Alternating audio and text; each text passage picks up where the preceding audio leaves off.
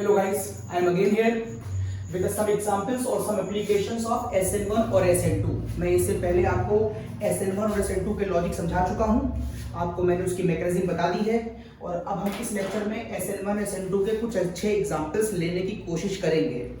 Okay, तो एक हल्का सा रिवीजन देख लें। SN1 SN2 का मैंने बोर्ड पे लिखा हुआ है। SN1 SN2 की एप्लीकेशन में एक बात ध्यान आपको ये रखनी है कि SN1 हमेशा 3 डिग्री में बेहतर होगा और SN2 हमेशा 1 डिग्री में बेहतर होगा। एक तो बात आप ये याद रखेंगे।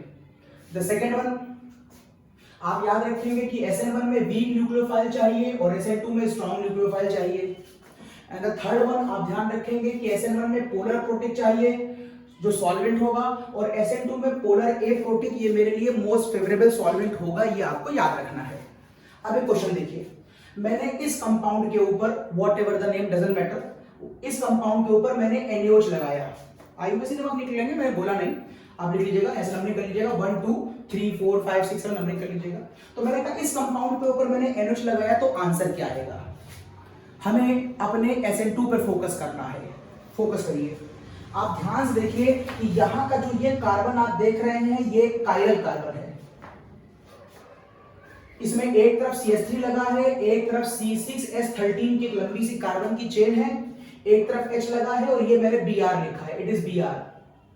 अगर ये चारों लोग अलग अलग हैं तो ये कायरल कार्बन होगा, इसका मतलब इसका नेचर या तो डेक्स्ट्रो होगा या फिर लीवो होगा, what ever the nature doesn't matter. या तो ये रेक्टस होगा या फिर सिंसिस्टर होगा, कुछ ना कुछ ये होगा, कोई बात नहीं।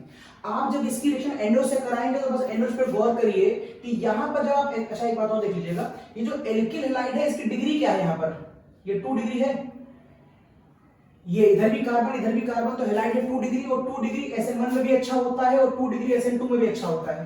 तो केवल इस 2 डिग्री को देख करके आप ये पहचान नहीं पा रहे हैं कि ये रिएक्शन SN1 की होगी कि SN2 की होगी, तो आंसर यहां से नहीं मिल पा रहा है। मैं आगे बढ़ा, वीक न्यूक्लियोफाइल स्ट्रॉन्ग न्यूक्लियोफाइल, देखिए NaOH जो डेवलप करता है वो OH माइनस आयन डेवलप करेगा और OH माइनस आयन पे चार्ज है, इसलिए ये स्ट्रॉन्ग न्यूक्लियोफाइल की कैटेगरी में आएगा और स्ट्रॉन्ग न्यूक्लियोफाइल की वजह से ये SN2 को फेवर करेगा। और SN2 में आपको अच्छी तरह याद है कि यहाँ पर क्या होता है, SN2 में आपको अच्छी तरह याद है यहाँ पर वॉल्डन इन्वर्जन होता है, वॉल्डन इन्वर्जन। और वॉल्डन इन्वर्जन की वजह से आपको याद है न्यूक्लियोफाइल बैक साइड से अटैक करता है, बैक साइड से अटैक करेगा, तो अगर OH बैक से अटैक करेगा तो Br हट जाएगा और ये पलट के इस तरफ की ओर आ जाएगा। मैंने बताया था आपको मैकेनिज्म में। तो फिलहाल अब आपको ये फिगर दिखाई देगी, OH इधर आ जाएगा, CH3 ऊपर चला जाएगा, H नीचे आ जाएगा और ये C6H5 कुछ इस तरीके का कंपाउंड बनेगा, कुछ इस तरीके का कंपाउंड बनेगा। हाँ, आप जानना चाहते हैं कि इसका नाम क्या होगा, तो चलिए मैं नाम बता देता हूं अब आपको। तो ये कार्बन की एक लंबी सी चेन है, तो यहां पर एक कार्बन की चेन मान लो, ये CH2, यहां पर CH2, यहां पर CH2, यहां पर CH2 और यहां पर CH2 और यहां पर CH3, 1 2 3 4 5 6 ऐसी कार्बन की चेन थी, C6H13। अब आप नंबरिंग कहां से करेंगे? जहां से फंक्शन ग्रुप पहले आ रहा होगा। यहां फंक्शन ग्रुप है, ये 2 डिग्री कार्बन है, नंबरिंग हमेशा 1 डिग्री से करते हैं, तो ये हो गया 1, ये हो जाएगा 2 3 4 5 6 7 8। इसका मतलब है ये ऑक्ट हो गया, सारी बॉन्डें सिंगल सिंगल हैं इसलिए ये एन हो गया, ऑल लगा है 2 पर इसलिए ये ऑल 2 हो गया, ऑक्टेन ऑल 2। क्या यहीं पर से छोड़ देना चाहिए? नहीं, चूंकि ये कंपाउंड कायरल कार्बन रखता है, चूंकि ये कंपाउंड कायरल कार्बन रखता है, इसका मतलब ये डेक्स्ट्रो या लीवो रोटेटरी होगा। तो मुझे बताना चाहिए इसके आईयूपीएसी नेम में कि ये R फॉर्म है कि S फॉर्म है, क्योंकि इसकी एक मिरर इमेज भी होगी, इसकी एक मिरर इमेज भी होगी, तो हमें बताना पड़ेगा ये कौन सी मिरर इमेज है, R है कि S है। तो मैं इसका नाम बता दे रहा हूं। इस कंपाउंड को जस्ट सपोज कर लीजिए एक फिशर प्रोजेक्शन की फॉर्म में, तो मैं C हटा दे रहा हूं यहां से और इसको सिंपल ऐसे क्रॉस मान लीजिए, जहां पर एक क्रॉस कट करता है वहां पर हम मान लेते हैं कायरल कार्बन है। अब आपको मैं कल के लेक्चर में बता चुका हूं कि जो वर्टिकल लाइन होती है वो ऑब्जर्वर से दूर मानी जाती है, तो इसको ऐसे लिखा जाएगा, और जो हॉरिजॉन्टल लाइन होती है वो ऑब्जर्वर के पास मानी जाती है, तो इसको आप ऐसे लिख सकते हैं, ये मोटी लाइन होगी, ये पतली लाइन होगी। अब आप जरा एटॉमिक नंबर के बिहार पर इसकी नंबरिंग करिए। एटॉमिक नंबर में सबसे ज्यादा डोमिनेटिंग नंबर ये होगा, दिस इज द कॉज, इसको आप 1 मान लीजिए, उसके बाद सेकंड नंबर पे यहां भी कार्बन है, यहां भी कार्बन है, बात बराबर आ रही है, लेकिन कार्बन के बाद H मिलेगा और यहां पर कार्बन के बाद कार्बन मिलेगा, तो ये लाइन जीत जाएगी। अब मैं ये 1 हटा दे रहा हूं ताकि कंफ्यूजन ना हो आपको। तो ये हो गया 1, तो ये हो जाएगा 2 और ये हो जाएगा 3 रोटेशन के हिसाब से। अब आप H जो मिनिमम पीरियोडिटी हटा दीजिए, पहले मिनिमम पीरियोडिटी मत देखिए। तो कैसे घूम रहे हैं आप, 1 2 3 घूम रहे हैं। ये कैसे घूम रहे हैं, एंटी क्लॉकवाइज कैसी फॉर्म हुई, S। चूंकि मिनिमम पीरियोडिटी ऑब्जर्वर से दूर है, इसलिए अगर S आंसर आ रहा है तो S बोलेंगे, और अगर मिनिमम पीरियोडिटी हॉरिजॉन्टल पर मतलब टुवर्ड्स द ऑब्जर्वर होती तो हम उल्टा बोलते हैं, S आएगा तो R बोलेंगे, R आएगा तो S बोलेंगे। तो फिलहाल ये इसका आंसर हो गया। ओके, नाउ मैं आगे बढ़ता हूं, ये हटा दे रहा हूं, मुझे यहाँ पर Cl दिखाना था, मेरे इस क्वेश्चन में यहाँ पर Cl था। ओके, यहाँ पर Cl था। चलो आगे बढ़ता हूं। अब इस क्वेश्चन को देखिए, मेरे पास एक क्वेश्चन यहाँ पर है। इस कंपाउंड को देखिए, यहाँ पर जो कार्बन लगा है ये फिर से 2 डिग्री है, इट इज 2 डिग्री। ये 2 डिग्री कार्बन जरूर है, लेकिन ध्यान देखिए क्या ये कायरल है। इस कार्बन की एक वैलेंसी पर ये पार्ट लगा है और इस कार्बन की दूसरी वैलेंसी पे ये पार्ट लगा है, और ध्यान देखिए ये वाला पार्ट और ये वाला पार्ट डिट्टो सेम है, इधर और इधर सिमेट्री है बराबर, चाहे इधर जाओ चाहे इधर जाओ एक ही बात मिलेगी। दिस इज द कॉज हम इस वाले कार्बन को 2 डिग्री तो मानेंगे लेकिन कायरल नहीं मानेंगे, इसलिए आपको इसके आंसर में R या S बोलने की आवश्यकता नहीं है। लेकिन एक बात कंफर्म है कि आप देखिए 2 डिग्री होने का मतलब आंसर यहां से भी आ सकता था और यहां से भी आ सकता था। अब आपको देखना पड़ेगा मैंने वीक न्यूक्लियोफाइल दिया है कि स्ट्रॉन्ग न्यूक्लियोफाइल दिया है, तो मैंने आपको फिर से NaOH दिया है, ये स्ट्रॉन्ग न्यूक्लियोफाइल है, यहां से OH डेवलप होता है, तो ये कहां से अटैक करेगा, ये बैक साइड से अटैक करेगा, क्योंकि ये SN2 की कंडीशन है। SN2 के केस में स्ट्रॉन्ग न्यूक्लियोफाइल चाहिए होता है, और स्ट्रॉन्ग न्यूक्लियोफाइल का मतलब होता है charge nucleophile, it is charged. ये देखिए, अब यदि ऐसा होगा तो चार्ज न्यूक्लियोफाइल होगा तो फिगर क्या आएगी, इसकी फिगर आपको कुछ यूं दिखाई देगी, ये फिगर ऐसे आ गई। CH3 जैसे बना है, H जैसे बना है, उसमें कोई फर्क नहीं पड़ेगा। आपको लग रहा होगा कि जहां से Cl हटेगा वहीं पर OH आ जाएगा, आपको ऐसा लग रहा है, तो सोचिए उल्टा होता है। अगर OH अटैक करेगा तो बैक से करेगा और Cl निकल जाएगा, तो OH अटैक कहां करेगा, बैक से, और Cl निकल जाएगा तो H पलटकर इस तरफ आ जाएगा। इसी घटना का नाम तो आप वॉल्डेन इन्वर्जन बोलते हैं। तो ये 2 इन कंपाउंडों का आंसर हो गया। ओके, इस केस को देखिए, मैंने यहां पर नाम पहले लिख दिया है, फिंक्लिस्टन रिएक्शन, ये अपने में काफी इंपॉर्टेंट रिएक्शन होती है, फिंक्लिस्टन रिएक्शन। इस रिएक्शन में मैंने कंपाउंड लिखा है, यहां पर C के साथ Br लगा हुआ है, CH3 है इधर, यहां पर OH है, यहां पर H है, और यहां पर मैंने इस तरफ की ओर CH3 लगा रखा है, इट इज CH3, ये CH3 लगा इस तरफ। अब जब आप NaI लगाएंगे तो NaI में ध्यान देखिए, NaI एक सॉल्ट है, यस NaI एक सॉल्ट है, और सॉल्ट जो होता है वो किस में टूट जाएगा, Na+ और I- में। तो आपको एक चीज साफ दिखाई दे रही होगी कि सर यहां से एक स्ट्रॉन्ग न्यूक्लियोफाइल डेवलप होगा, यस स्ट्रॉन्ग न्यूक्लियोफाइल। और देखिए ऊपर का जो आपको कार्बन दिखाई दे रहा था जिस पर Br लगा हुआ है, सर ये 2 डिग्री है, तो 2 डिग्री को देख के आप कहेंगे सर आंसर दोनों तरफ से आ सकता था, इसलिए मैंने NaI पे देखा, I को देखकर मैं समझ गया कि आंसर किस तरफ जा रहा है, आंसर SN2 की तरफ जा रहा है, क्योंकि मेरे NaI में I निगेटिव चार्ज है। ओके, अब एक बात और देखिए, मैंने एसीटोन नाम का सॉल्वेंट रखा है। एसीटोन कैसा एग्जांपल होता है, एसीटोन इस तरह का स्ट्रक्चर होता है, ये देखिए, it is the structure of acetone. इसमें पोलैरिटी तो है, ये निगेटिव और पॉजिटिव तो ब्रेक हुआ है, ये ऐसे, लेकिन इसमें प्रोटिक H+ आयन नहीं है, मतलब ये पोलर ए प्रोटिक स्पीशीज है, और पोलर ए प्रोटिक भी SN2 की फेवरेबल कंडीशन होती है, और हर फ्रैंकलिस्टन रिएक्शन में आपको NaI के साथ एसीटोन जरूर दिखाई देगा। तो आप तुरंत समझ जाइए कि NaI में I है, स्ट्रॉन्ग न्यूक्लियोफाइल है, और एसीटोन है तो पोलर ए प्रोटिक है। ये सब मिल करके जो कॉम्बिनेशन बना रहे हैं वो SN2 का बना रहे हैं, तो रिएक्शन SN2 के अकॉर्डिंग चलेगी। और अगर रिएक्शन SN2 के अकॉर्डिंग चलेगी तो यहाँ पर एक काम और होगा, वो क्या होगा, यहां पर वॉल्डेन इन्वर्जन नाम का प्रोसेस भी होगा, वॉल्डेन इन्वर्जन। अगर वॉल्डेन इन्वर्जन होगा तो अगर Br इस तरफ लगा है तो I इधर से अटैक करेगा बैक से, और CH3 पलटकर उधर चला जाएगा, ये आपको ध्यान रखना पड़ेगा। ये सारे कंक्लूजनों के बाद जो आंसर आपको दिखाई देगा वो क्या दिखाई देगा, ये मैंने इस लाइन को ऐसे खींच लिया, जहां पर कोई चेंज नहीं होना है वो पहले लिख दो।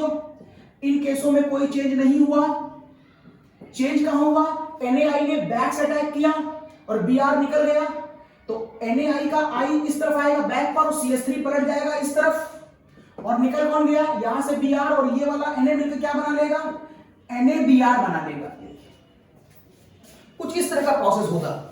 अब यहां पर एक क्वेश्चन मन में जरूर थोड़ा सा उठता है, यहां पर एक क्वेश्चन अपने मन में जरूर थोड़ा सा उठता है, ये हटा दो मैं पहले, इसको मैं थोड़ी बार लेता हूं।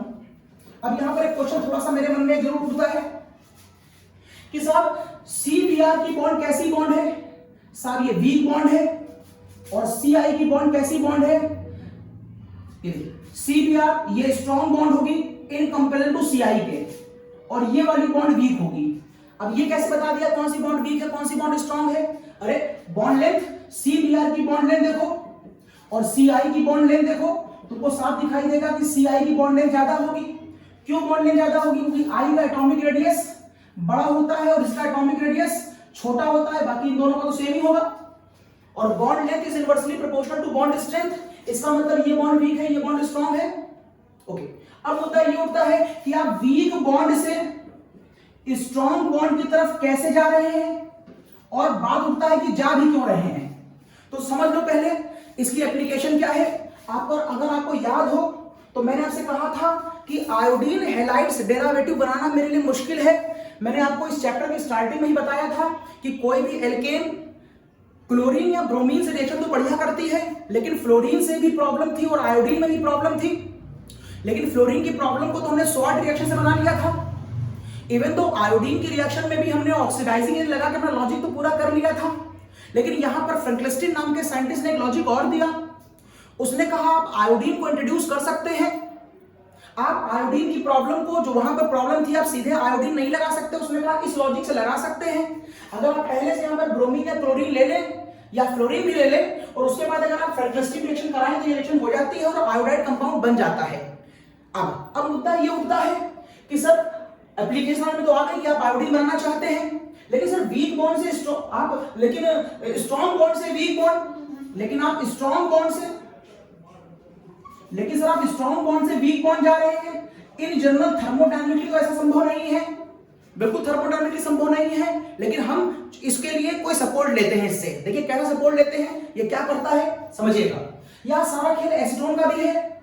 अगर आप एसीटोन की फिगर को एक बार और देखें तो एसीटोन हमें कुछ यूं दिखाई देता है। यस, एसीटोन जब ये बॉन्ड तोड़ता है तो निगेटिव और पॉजिटिव चार्ज आता है, लेकिन इसके पॉजिटिव के दोनों तरफ देखिए स्टेरिक हिंड्रेंस होने की वजह से ये पॉजिटिव छुप जाता है। ये झाड़ियों में, जंगलों में किसी वजह से छुप गया है। अब आपको दिखाई क्या दे रहा होता है? केवल I माइनस। मींस जब इसके अंदर एसीटोन पड़ा हुआ है तो इस तरह से एसीटोन वर्क कर रहा होगा। ये हटा रहा हूं मैं स्ट्रॉन्ग और वीक। अब ये एसीटोन किस के ऊपर अटैक कर सकता है? मान लेता हूं हैलाइड, सारे हैलाइड ले लो। यहां पर फ्लोरीन भी हो सकता है, यहां क्लोरीन भी हो सकता है, यहां ब्रोमीन भी हो सकता है और यहां आयोडीन भी हो सकता है। आप यहां पर फ्लोरीन भी ले सकते हैं, क्लोरीन भी ले सकते हैं, ब्रोमीन भी ले सकते हैं, लेकिन यहां पर तो आपको NaI लेना है। मतलब इस रिएक्शन में चारों हैलाइड संभव हैं। अब इन चारों हैलाइड में ध्यान से देखो, इलेक्ट्रॉन डेंसिटी किसके पास ज्यादा है? इसका घर सबसे छोटा है तो डेंसिटी बहुत ज्यादा होगी, और आगे जाते जाते घर बड़े होते जाते हैं तो इलेक्ट्रॉनों की डेंसिटी लगातार क्या होती जाएगी? कम होती जाएगी। क्योंकि इन पर इलेक्ट्रॉन डेंसिटी बहुत ज्यादा है, इसलिए ये तीनों कंपैरेटिवली इसके कंपैरिजन में, ये तीनों इसके कंपैरिजन में इससे सबसे ज्यादा फोर्स ऑफ रिपल्शन फील करेंगे। यस, अगर एसीटोन इन तीनों पर सबसे ज्यादा फोर्स ऑफ रिपल्शन लगाएगा तो फिर ये तीनों एसीटोन में डिसॉल्व नहीं हो पाएंगे, रिपेल कर दिए जाएंगे। और अगर ये तीनों जो भी यहां पर हो, चाहे फ्लोरीन हो, चाहे क्लोरीन हो, चाहे ब्रोमीन हो, ये तीनों एसीटोन से रिपेल किए जाएंगे कंपैरेटिवली स्टडी में ऑफ आयोडीन के। दिस इज द कॉज में रिपेल किए जाएंगे। तो यहां से मान लो मैंने Br लिया था, Br निकल गया और यहां पर आगे क्या गया? NaBr। अब देखिए यहां पर जो NaBr बना, ये NaBr का जो Br वाला पार्ट है वो एसीटोन में इनसॉल्युबल है, और अगर ये NaBr due to Br acetone में इनसॉल्युबल है कंपैरेटिवली, तो इनसॉल्युबल को हम क्या कहते हैं? क्या बन गया? PPT। अगर PPT बन गया तो हम इस वेसल से NaBr को छानकर बाहर निकाल सकते हैं, चाहे NaCl हो तो छान के बाहर निकाल सकते हैं, NaF हो तो भी छान के बाहर निकाल सकते हैं। अब ली-चैटले प्रिंसिपल के अकॉर्डिंग जैसे जैसे तुम इसको बाहर निकालते जाओगे वैसे वैसे इधर का इक्विलिब्रियम डिस्टर्ब होता जाएगा, और इक्विलिब्रियम को मेंटेन करने की रिएक्शन फिर से इधर भागेगी, फिर PPT बनेगा क्योंकि वो एसीटोन में इनसॉल्युबल है। और इसलिए उसे छान के फिर बाहर निकाल लेंगे। तो by the application of Le Chatelier, not thermodynamics, thermodynamics support नहीं कर रहा तो क्या हुआ, ली चैटलेट का सपोर्ट लिया और उसकी वजह से हम बार बार इस रिएक्शन को इस तरीके से मूव करा सकते हैं। तो ये फ्रैंक क्लिस्टीन का एसीटोन के साथ एक अच्छा एक्सप्लेनेशन हो सकता है। अच्छा एक बात और आपकी अलग से नॉलेज बता दे रहा हूं, वैसे मैं न्यूक्लियोफाइल के ऊपर अलग से एक वीडियो दूंगा आपको, यहां बता दे रहा हूं न्यूक्लियोफाइल का ऑर्डर जो होता है वो ये होता है आयोडीन, ब्रोमीन, क्लोरीन और फ्लोरीन, ये ऑर्डर बुक में लिखा हुआ है। लेकिन मैं अगले लेक्चर में आपको न्यूक्लियोफाइल और बेसिसिटी का एक अलग से वीडियो बना के दूंगा पूरा 1 घंटे का, उसमें बहुत ऐसे क्वेश्चन लगवाऊंगा जो इस पर बेस्ड होते हैं। बस एक हल्की हिंट सुन लो, न्यूक्लियोफाइल का ऑर्डर ये भी होता है और न्यूक्लियोफाइल का ऑर्डर ये भी होता है। दोनों न्यूक्लियोफाइल के ऑर्डर सही हैं, ये देखिए दोनों न्यूक्लियोफाइल के ऑर्डर सही हैं। मींस कभी ये बहुत अच्छा न्यूक्लियोफाइल है, कभी ये बहुत अच्छा न्यूक्लियोफाइल है, लेकिन सारा खेल सॉल्वेंट का है। ये वाला ऑर्डर केवल तब आएगा जब आपके पास सॉल्वेंट कैसे हो, प्रोटिक हो, या फिर सॉल्वेंट कैसे हो, अगर नॉन प्रोटिक भी हो तो उसमें कुछ लोगों को लिया गया है जिसमें एसीटोन आता है नॉन प्रोटिक, जिसमें ये ऐसे वर्क करेगा, या नाइट्रोबेंजीन या क्लोरोबेंजीन, ये तीनों ही सॉल्वेंट नॉन प्रोटिक हैं और इन तीनों के साथ यही ऑर्डर रहेगा न्यूक्लियोफाइल का। तो ये ऑर्डर सारे प्रोटिक के साथ, और अगर नॉन प्रोटिक है तो ये 3 नॉन प्रोटिकों के साथ ये ऑर्डर रहेगा। लेकिन ये ऑर्डर तब आएगा जब आपका सॉल्वेंट नॉन प्रोटिक तो हो, यहां पर भी नॉन प्रोटिक तो हो, लेकिन वो स्पेसिफिक केसेस हैं। कौन से, डाई मेथाइल फॉर्मामाइड, पिछले लेक्चर में बता चुका हूं आपको इसके बारे में, और डाई मेथाइल सल्फॉक्साइड। अगर ऐसे कोई सॉल्वेंट आपके पास है तो ये ऐसे वर्क करेगा। अब अगर ये बात हमको पहले से याद है तो यहां पर हमने सॉल्वेंट कौन सा ले रखा है, एसीटोन। अगर एसीटोन सॉल्वेंट है तो ऑर्डर ये काम करेगा कि ये करेगा, ये करेगा। अगर ये करेगा तो आयोडीन बढ़िया न्यूक्लियोफाइल हुआ कि बीआर बढ़िया न्यूक्लियोफाइल हुआ, आयोडीन हुआ। अगर आयोडीन बढ़िया न्यूक्लियोफाइल है तो आयोडीन को कार्बन के पास होना चाहिए, बीआर क्या कर रहा है, लिहाजा बीआर को निकाल दीजिए। ये लॉजिक भी हो सकता है। तो मैंने आपको यही बता दिया कि आयोडीन ने बढ़िया अटैक क्यों करा, और यही बता दिया कि एसीटोन ने इन तीनों को रिपेल कैसे किया। सारी बातें मैंने आपको समझा दी। ये थी आपकी फ्रैंक क्लिस्टीन रिएक्शन। चलिए इसको हटा रहा हूं और अगले क्वेश्चन को देखता हूं। ये हटा रहा हूं, अगला लॉजिक देखता हूं। एक क्वेश्चन मैंने लिया आपके लिए,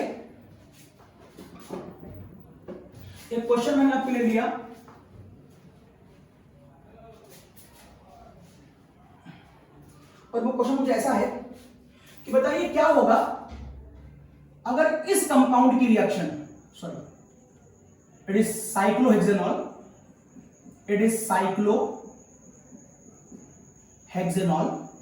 अगर इसकी रिएक्शन, मैं Cl कर दे रहा हूं, साइक्लोहेक्सेन,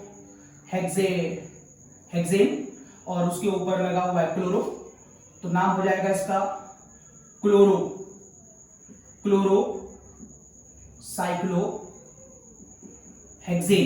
1-2 कहने की आवश्यकता आपको नहीं है, जहां भी रखा वहीं से नंबरिंग करी होगी। अब अगर मैं इसके ऊपर NaOH लगा दूं तो बोलो क्या आंसर आएगा। अब देखिए, ये देखिए फिर से 2 डिग्री है, ध्यान रखिएगा बेंजीन नहीं है, मैंने इसके अंदर रिंग नहीं बनाई है, इसके अंदर डबल बॉन्ड नहीं है। और ये देखिए 2 डिग्री है तो आंसर दोनों तरफ से आ सकता है। लेकिन यहां देखिए पॉजिटिव नेगेटिव, ये क्या है, स्ट्रॉन्ग न्यूक्लियोफाइल है। सॉल्वेंट हर बार लिखने की आवश्यकता नहीं होती है, हर बार बुक में दिया भी नहीं होता, कंपटीशन में भी हर बार सॉल्वेंट नहीं लिखा होता है। तो कभी सामने आए तो आप उसको डिस्कस करिए, वरना हर बार आप डिमांड मत करिए सर आपने सॉल्वेंट नहीं बताया। ये हो गया। अब आपको 2 केस मिल गए, 2 डिग्री मिल रहा है, स्ट्रॉन्ग न्यूक्लियोफाइल मिल रहा है। मैं समझ गया SN2 का रास्ता आएगा, SN2 का रास्ता आएगा तो क्या आएगा, वॉल्डेन इन्वर्जन आएगा, मतलब अटैक बैक से होगा, ये अटैक बैक से करेगा। और आंसर क्या आएगा, अब आपको यहां पर बैक और फ्रंट से कोई खास मतलब नहीं है, यहां पर आपको आंसर यही दिखाई देगा और यहां से NaCl निकल जाएगा। अब आपको लग रहा होगा फिर से ये क्वेश्चन आपने दिया क्यों, आपको लग रहा है क्वेश्चन बेकार है, कोई खास बात तो बताई नहीं, यही तो सबसे अच्छा क्वेश्चन है मेरा आज का। अब आप एक बात जानिए आज, वो ये कि जैसा साइक्लोहेक्सेन मैंने आपको दिखाया था, ये एक्चुअल में ऐसा होता ही नहीं है। समझिए, अगर आपको इस क्वेश्चन का मजा लेना है तो पहले साइक्लोहेक्सेन को समझिए। आपको अच्छी तरह मालूम है कि यहां पर कुछ इस तरह की फिगर होगी कार्बन की वैलेंसी मेंटेन करने के लिए, हर कार्बन में ऐसा कर सकता हूं, ध्यान से देखिए इस कार्बन का हाइड्रोजन कितना है, 1 सिग्मा, 2 सिग्मा, 3 सिग्मा, 4 सिग्मा। इसका मतलब ये कार्बन sp3 हाइब्रिडाइज होगा, और अगर ये कार्बन sp3 हाइब्रिडाइज होगा तो इसका एंगल कितना होना चाहिए, 109 डिग्री 28 मिनट। जबकि ध्यान से देखिए इस समय इसका एंगल यहां पर है कितना, इस समय यहां पर इसका एंगल 120 है, जबकि सभी लोगों का 120 है। ये देखिए अगर सभी का एंगल 120 है तो सारे ही कार्बन यहां पर है कौन सा हाइब्रिडाइज, sp3, और आप एंगल दिखा रहे हैं 109 होना चाहिए, जो दिख 120 रहा है। दिस इज द कॉज ये स्ट्रक्चर गलत है, क्योंकि वो साइंस के लॉजिक को फॉलो नहीं कर रहा, कंट्राडिक्शन है। आप एक तरफ कह रहे हैं sp3 है और एंगल दिखा रहे हैं 120। अगर आप sp3 कहना चाहते हैं तो एंगल 109 दिखाइए, अगर आप 120 कहना चाहते हैं तो आप डायग्राम ऐसा मत बनाइए, मतलब कंट्राडिक्शन है। इसका मतलब ये डायग्राम रॉन्ग है। तो फिर आपको बुक में क्यों दिखाया जाता, क्योंकि सही डायग्राम बहुत टफ है। आपको टफ डायग्राम से बचाने के लिए ऐसा कर लिया गया, जैसे मैंने आपको बताया था पिछले केस में कि एंटी मार्कोनिकॉफ का सही लॉजिक बताना नहीं चाहते थे वो, तो उन्होंने घुमा करके आपको गलत बात समझाई और लॉजिक दे दिया। ठीक वैसे ही इसका सही लॉजिक टफ है तो अवॉइड करते हैं बताने के लिए, लेकिन मैं आपको बताता हूं इसका सही लॉजिक क्या है। ये डायग्राम ऐसा कभी नहीं होता है। एक्चुअली इस कंपाउंड के अंदर अगर हम इसके सही डायग्राम को देखें तो ये डायग्राम कुछ यूं दिखाई देता है। मतलब मैं डायग्राम बना रहा हूं, देखिए कैसे बनाऊंगा। दो लाइनें लीजिए सीधी, दो लाइनें लीजिए सीधी, और फिर उनको एक सर्टेन एंगल पर डायगोनली मोड़ दीजिए। पहले सीधी लाइन ली, अब मैं इसको भी सर्टेन एंगल पे मोड़ दूंगा और इसको भी सर्टेन एंगल पे मोड़ दूंगा, जिससे अब ये एंगल पे मोड़ने के बाद यूं दिखाई देगा, ये देखिए ऐसे। अब यहां से एक लाइन यहां खींचिए और यहां से एक लाइन यहां खींचिए, देखिए, और ये दोनों लाइन एक दूसरे के पैरेलल होनी चाहिए एग्जैक्ट 90 डिग्री पर। अब यहां से इस लाइन को ऊपर उठाइए 90 डिग्री के साथ, और ऐसे उठाइए ये चलते चलते इस लाइन से मिल जाएगी, और ये कुछ देर के बाद इस लाइन से मिल जाएगी ऐसे, और ऐसे इसे चलाइए, इसे तब तक चलाइए जब तक ये चलते इसे मिल ना जाए, देखिए ऐसे मिल जाएगी। एक्चुअल में इस कंपाउंड का रियल डायग्राम ये होता है। इसे हम चेयर फॉर्म कहते हैं, शायद आपने नाम सुना होगा, चेयर फॉर्म और बोट फॉर्म। बोट फॉर्म इसकी अनस्टेबल फॉर्म होती है, ये चेयर फॉर्म है। अगर आप इसकी बोट फॉर्म बनाए तो ये इसकी बोट फॉर्म बनती है, ये इसकी बोट फॉर्म है। आउट ऑफ बोट फॉर्म है chair form, chair form is more stable then boat form. Okay ना, तो जब आज के बाद जब भी आपके पास साइक्लोहेक्सेन में क्वेश्चन आए तो आप कभी यहां से, अगर क्वेश्चन को डिटेल में पूछा गया, आपको लग रहा गहराई है क्वेश्चन के अंदर, तो आप क्वेश्चन का आंसर कभी यहां से मत दीजिए, आप उस डायग्राम को ओपन कर लीजिए। और किस फॉर्म में, बोट फॉर्म में कि चेयर फॉर्म में, चेयर फॉर्म में। अच्छा एक बात आपको लग रहा होगा, ये चेयर कहां है, आपको लग रहा है ये चलो बोट है, लेकिन आपको चेयर नहीं लग रही होगी। मैं इसका डायग्राम दोबारा बनाता हूं और देखिए ये चेयर देखती है, मैं पूरा मिटा रहा हूं और आपको चेयर दिखाता हूं। तो चलिए इसका चेयर डायग्राम देखते हैं सही से। तो इसका सही से चेयर डायग्राम जो आता है वो देखिए क्या आता है, वो कुछ यूं आता है, वो कुछ यूं आता है, एक लाइन यूं डायगोनल, एक लाइन यूं डायगोनल, इधर आपने यूं खींचा, इधर आपने यूं खींचा, ये आपने ऊपर ले गए और ये आप नीचे ले गए, ये ऐसे। अब चेयर, ये वो वाली चेयर है जो आपके घर में होती, वो नहीं है। ये वो चेयर है जो स्विमिंग पूल में, पूल के बगल में पड़ी होती है, जहां पर लोग थोड़ा सा लेटे हुए होते हैं। या गोवा कभी गए हो तो वहां पर देखिए कि लंबी चेयर होती है, नेक लगी होती है, लोग पैर फैला के लेटे होते हैं। तो यहां पर ये देखिए, यहां पर एक आदमी, और ये देखिए ये पैर फैला करके ऐसे लेटा हुआ है, ये देखिए ऐसे। तो ये उस तरह की चेयर है। आप समझ गए कैसी चेयर है, ये पूल वाली चेयर है। अब आप जरा इसकी डिटेल में जाएंगे। इस पूल वाली चेयर में यहां पर कौन है, कार्बन है, कार्बन कार्बन, ये सारे कार्बन है। कार्बन की वैलेंसी होती कितनी है, 4। अभी कितनी दिख रही है, 2। चलिए 4 वैलेंसी पूरी करते हैं। 4 वैलेंसी कैसे पूरी करेंगे समझिएगा।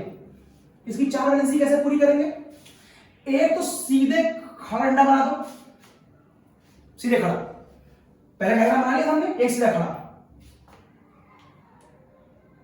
एक बचा वैलेंसी और, वो बड़ी सोच बनानी है आपको, देखिए कैसे। इस कार्बन का जो नंबर 1 बॉन्ड है वो ये वाली जो पहले से थी, ये नंबर 1 मान लो, तो इस वाली बॉन्ड को क्या मान लो, नंबर 2। अब आप नंबर 2 वाली बॉन्ड के ऊपर ये पेन रखिए ऐसे, जैसे ये लाइन है, और ऐसे ही ये पेन इसके एकदम सीधा स्ट्रेट पैरेलल यहां पर इसी के ऐसे ले जाइए, जैसे ये है, जिस एंगल पे ये पेन है इसी एंगल पे ले जाइए। अगर आप इस पेन को इसी एंगल पर आगे ले जाएं तो यहां पर एक लाइन खींच दे, और वो लाइन कुछ यूं आई ऐसे। अब देखिए ये लाइन और ये लाइन एक दूसरे की पैरेलल लाइनें हैं कि नहीं? यस। अब जब ये आपने खींच लिया तो अब देखिए इस कार्बन इस कार्बन इस कार्बन इस कार्बन को कहीं आपको उसी तरह का शेप उन्हें दिख रहा है जैसा आप मेथेन का शेप देखा करते थे, जैसा आप मेथेन का शेप देखा करते थे, it is shape of methane. यहां पर ये कुछ वैसा ही एंगल आता है 109 डिग्री 28 मिनट। यहां भी एंगल 109 डिग्री 28 मिनट, ये एंगल भी 109 डिग्री 28 मिनट, ये angle 109 degree 28 minute. This is the cause आप साइकिल नहीं बनाएंगे क्योंकि साइकिल में 109 डिग्री 28 मिनट नहीं दिखता है। आप इसको ऐसा बनाएंगे और बनाने की ट्रिक बताई मैंने आपको। पहले सीधा डंडा लिया, उसको तिरछा किया, फिर उसको 90 डिग्री घुमाया और किसी ने चेयर बनाने की कोशिश करिए, प्रैक्टिस करिए, बार-बार ड्रॉ करिए, बन जाएगा। जब बन गया तो आपने कहा कि सर ये अब लॉजिक पूरा परफेक्ट आ रहा है। अभी मैंने आपको इस तरफ से बनाया, ये 1 माना ये 2 माना, कोई जरूरी नहीं कि आप रटिए ये 1 है ये 2 है। चलिए ये 1 मान लीजिए इसके इस रिस्पेक्ट में, अगर ये 1 होगा तो ये 2 होगा। अब देखिए अगर ये 1 ये 2 है तो देखिए ये वाली लाइन केवल इसी के पैरेलल नहीं है, देखिए ये लाइन इसके भी पैरेलल है। अगर किसी बच्चे ने इधर से इसको लिया होगा और यू बनाया होगा तो भी ये लाइन आई होगी। इसका मतलब चाहे तुम इधर से 2 देखो और चाहे इधर से 2 देखो, डजंट मैटर। जो लाइन ऊपर की तरफ गई है उसे हम कहते हैं एक्सियल और जो लाइन नीचे की तरफ गई है उसे हम कहते हैं इक्वेटोरियल। इन क्वेश्चनों का यूज, इस एग्जांपल एक्सप्लेनेशन का यूज एलिमिनेशन रिएक्शन में बहुत अच्छा होगा, सीख लीजिए। तो ये एक्सियल हो गया इक्वेटोरियल। चलो यहां बना, अगर कार्बन ऊपर गया है तो एक्सियल ऊपर और कार्बन नीचे गया है तो एक्सियल नीचे, ये भी लॉजिक है। कार्बन ऊपर गया है तो एक्सियल ऊपर, कार्बन नीचे गया है तो एक्सियल नीचे, कार्बन ऊपर गया है तो एक्सियल ऊपर, कार्बन नीचे गया है तो एक्सियल नीचे। तो पहले आप एक्सियल खींचेंगे, इक्वेटोरियल नहीं। जब एक्सियल खींच लीजिए सब पर आप इक्वेटोरियल लगाइए। देखिए अब इसके भी यहां पर, अब आपको यहां लगाना है तो इसके भी यहां पर इसे 1 मानिए, इसे 1 मानिए, तो ये लाइन 2 हो गई। तो इसी के पैरेलल एक लाइन लाइए और खींचिए इसके पैरेलल, ये देखिए। अब ये लाइन पूरी इस लाइन के पैरेलल है, अब ये पूरी लाइन इस लाइन के पैरेलल है। लेकिन ध्यान देखिए मैंने जानबूझ कार्बन वैलेंसी 5 बना दी है। इसका मतलब है आपको इसमें और इसमें से एक बॉन्ड मिटानी है। अब कौन सी मिटा लेंगे? क्योंकि एक्सियल नीचे पहले ही आ चुका है इसलिए इक्वेटोरियल नीचे नहीं होगा। पहले एक्सियल बना लो, इक्वेटोरियल उसकी उल्टी डायरेक्शन में। अगर एक्सियल नीचे है तो इक्वेटोरियल ये वाला होगा, it is equatorial, it is axial. ये लाइन मिटा दूंगा मैं, ये देखिए। अगर मैं इस पर एक्सियल बना चुका हूं तो लाइन नंबर 1 ये लाइन नंबर 2। अब इसके पैरेलल खींचोगे तो यू लाइन खींचोगे ऐसे। अगर ऐसे खींचोगे तो कार्बन वैलेंसी फिर 5 हो गई। वैलेंसी 5 ना हो तो इन दो में से एक लाइन मिटानी होगी। क्योंकि एक्सियल नीचे आ रहा है इसलिए इक्वेटोरियल ऊपर जाएगा, तो ये लाइन रहने देंगे और ये मिटा देंगे। इस तरीके से सबके ऊपर ये काम कर सकते हैं। चलो यहां करके दिखाता हूं। यहां पर इसको मैंने नंबर 1 मान लिया, इसके साथ लगी हुई बॉन्ड को। ये नंबर 2, इसके पैरेलल एक लाइन खींचो, ये आएगी इसके पैरेलल एक लाइन। ये कार्बन वैलेंसी 5 हो गई, एक मिटानी है। एक्सियल में पहले ऊपर खींच चुका था तो इक्वेटोरियल नीचे वाली होगी, ये इक्वेटोरियल होगी, ये मिटा दो। ओके।